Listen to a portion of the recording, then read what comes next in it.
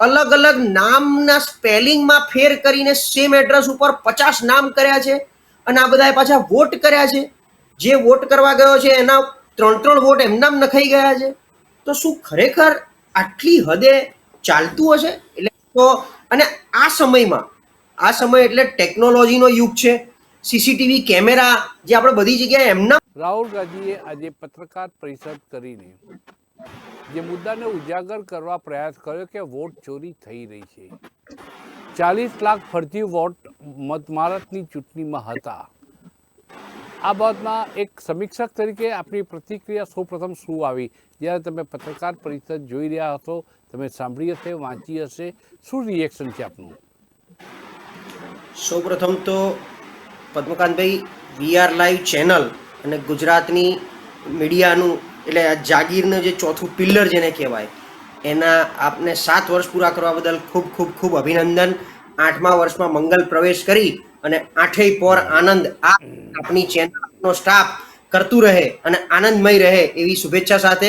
અને ફરી મેં જેમ પહેલાં પણ ઓફલાઈન પણ કીધું હતું કે આજે 8મા વર્ષમાં મંગલ પ્રવેશ કરો છો, આ જ રીતે એક નવો દશકો પછી 18મા વર્ષના મંગલ પ્રવેશમાં પણ હું અને તમે આ રીતે તમારું સ્વાસ્થ્ય પણ એટલું સારું રહે અને આપણે ડિબેટ કરતા રહીએ એવી શુભેચ્છા સાથે આજની આ રાહુલ ગાંધીની પ્રેસ કોન્ફરન્સ કે જે છેલ્લા ઘણા દિવસથી એમણે જે ઓલરેડી એક ચીમકી કહી શકાય, કાં તો એમના તરફથી એક વિપક્ષના નેતા તરીકે, એક જાગૃત નેતા તરીકે જે વાત કરતા હતા કે આનો હું બોમ્બ ફોડીશ અને એટમ બોમ્બ સમાન આ સાબિત થશે, અને આખી પ્રેસ કોન્ફરન્સ જે એમણે કરી એમાં જે માહિતી બહાર આપી છે અલગ અલગ પ્રકારની, હવે આ માહિતી આટલા આ લેવલ પર બહાર પાડવી એક વસ્તુ ચોક્કસ કહી આપે છે કે આ રાતોરાત નથી બન્યું।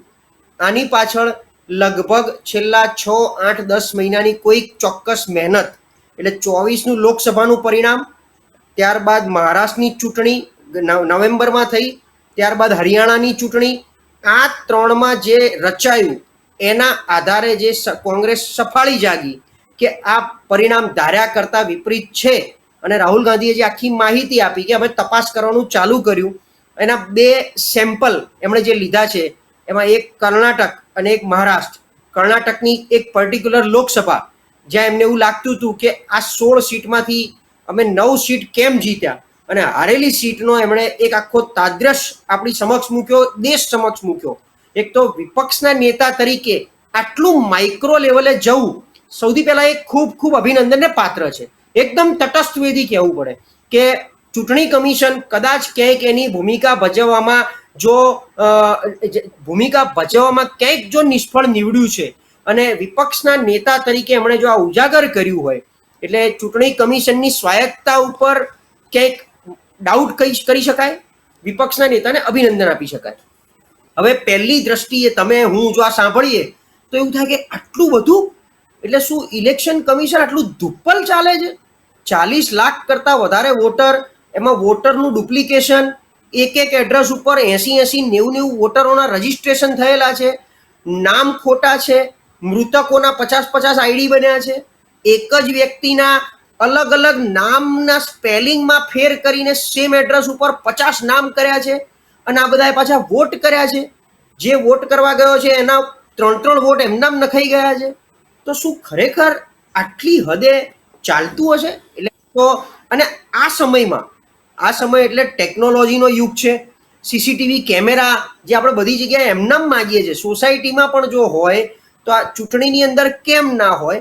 આવી જ્યારે આપણે ટેકનોલોજીની, આ જમાનાની, જાગૃતતાની અને ખાસ કરીને આપણી લોકશાહી જે વિશ્વની સૌથી મોટી લોકશાહી છે અને એમાં તંદુરસ્ત લોકશાહી છે એવા આપણે જ્યારે ઢોલ પીટતા હોય અને આટલું જો બહાર આવતું હોય, આપણે પોઝિટિવલી સપોઝ લઈએ કે રાહુલ ગાંધી આ મહેનત કરી છે અને બધું સાચું છે, તો ખરેખર સરકાર આ બધું જોઈ રહી છે અને ઊંઘી રહી છે કે સરકારના ઈશારે થઈ રહ્યું છે?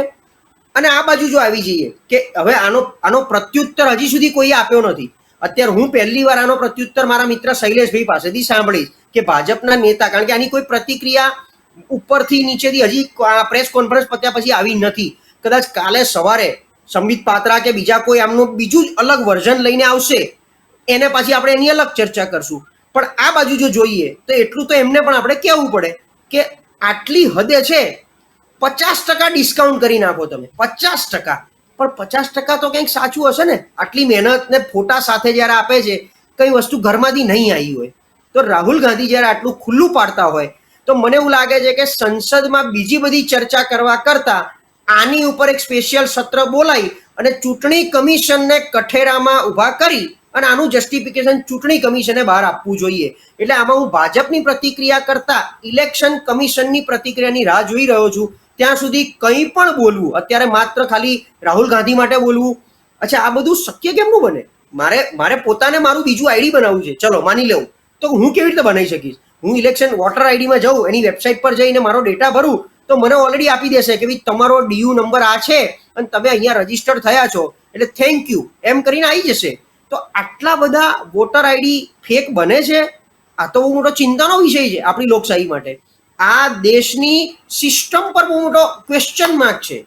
અને આ વસ્તુ આજે પહેલી વાર નથી બની, ભૂતકાળમાં પણ આ જ રીતે. એટલે ઇવન આપણે ઊંધું જતા રહીએ, હવે રિવર્સ કરી નાખો કે કોંગ્રેસ સત્તા પર હતી તો ઇન્દિરા ગાંધીના શાસનકાળમાં ત્યારે આ વોટર આઈડી જેવું તો કશું હતું નહીં, ત્યારે બેલેટ પેપરો આખા યુપીની જે ઉદાહરણ આપ્યું એમણે 3 જગ્યાએ રાહુલ ગાંધીની વાત કરી, તો ઉત્તર પ્રદેશ અને બિહારમાં તો આખા બૂથ કેપ્ચરિંગ થતા હતા અને જાતે સિક્કા વાગતા હતા અને એના આધારે વોટિંગ પતી જતું હતું અને લોકો લાઈનમાં ઉભા રહેતા હતા. એમને કહેવામાં આવતું હતું સમય પતી ગયો, તમે ઘેર જાઓ, તમારો વોટ નખાઈ ગયો છે.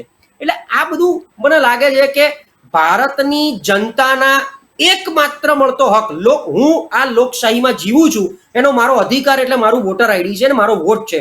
તો મને ભારતની નાગરિક તરીકેનું મારું સૌથી મોટું અપમાન આ બધું ચક્રવ્યૂહ મને દેખાઈ રહ્યું છે. અને આ મારું એકલું નથી, 140 કરોડ અને 100 કરોડ વોટર્સ, ખાસ કરીને 100 કરોડ વોટર્સનું આ કાયદેસરનું એક અપમાન છે. જો આ બહાર આવે, આનું દૂધનું દૂધ અને પાણીનું પાણી કોણ કરી આલશે? સરકારની પહેલી જવાબદારી બને છે.